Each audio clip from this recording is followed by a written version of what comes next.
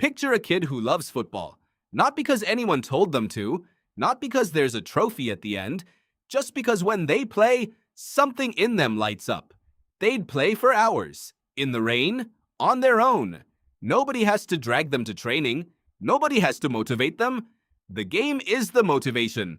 Now give them a contract, pay them for every goal, reward every training session. Make the thing they love into a job. And watch what happens to that fire. It goes out, not immediately, not all at once, but slowly, quietly. The thing that once felt like freedom starts to feel like obligation. The kid who used to play in the rain now watches the clock in training. The joy that was once automatic now needs to be manufactured. The game is still the same, but something inside the player changed the moment someone decided to put a price on it. This is not a motivational speech. This is one of the most replicated findings in the history of psychology, and it explains something that has confused coaches, managers, and sports scientists for decades. In 1973, psychologist Mark Lepper and his colleagues ran a study that would quietly reshape how the world thinks about motivation. They took a group of children who already loved drawing. Kids who would pick up a pencil and draw just for the pleasure of it, without any external reason. Lepper divided them into 3 groups. One group was told they would receive a reward for drawing. One group received a surprise reward after drawing with no prior knowledge. And one group received no reward at all. Then they waited. 2 weeks later, Lepper's team gave the children free time and watched what they chose to do with it. The children who had received no reward and the children who had received a surprise reward still drew, still chose it freely, still lit up when the pencils came out.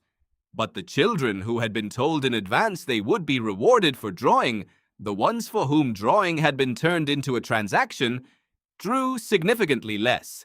The activity that once felt like play now felt like work. The reward had not increased their motivation, it had replaced it. Lepper called this the overjustification effect. The idea that when you add an external justification, a reward, a payment, a prize, to something a person already intrinsically enjoys, you give them too many reasons to do it. And paradoxically, the external reason crowds out the internal one. The joy gets outsourced, and when the reward is gone, the joy doesn't come back. It was never really yours anymore. Now apply this to sport. To the academy player who loved football with everything they had before the scouts arrived, to the young athlete who trained obsessively, voluntarily, joyfully, until the day the contract was signed and the training became compulsory. To the professional who earns more money than they ever imagined, and yet somehow finds themselves dreading sessions they once couldn't get enough of. The money didn't kill their love. The money replaced it. And replacement is a slow, invisible process that most athletes never even notice happening until the thing they once lived for starts to feel like something they have to get through. Psychologist Deci spent years unpacking exactly why this happens. Deci's self-determination theory argues that humans have 3 core psychological needs that drive genuine, lasting motivation. Autonomy, the feeling that you are choosing to do something rather than being forced. Competence, the feeling that you are getting better at something that matters. And relatedness, the feeling of connection to others through what you do. When all 3 are present, motivation is almost self-sustaining. A player who feels free to express themselves, who sees their improvement, and who feels connected to teammates and the game, that player doesn't need to be pushed. The drive is internal. It runs itself.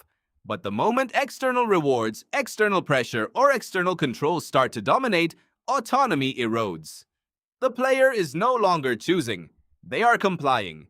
And complying, however well paid, is the slow death of genuine drive. The greatest athletes in history understood this without ever reading a psychology paper. They found ways, consciously or not, to protect the internal flame even as the external world tried to replace it with money, fame, and expectation. They kept something of the child who played in the rain, some private relationship with the game that no contract could touch, and the ones who lost that relationship, who let the reward fully replace the love, often never found their best again.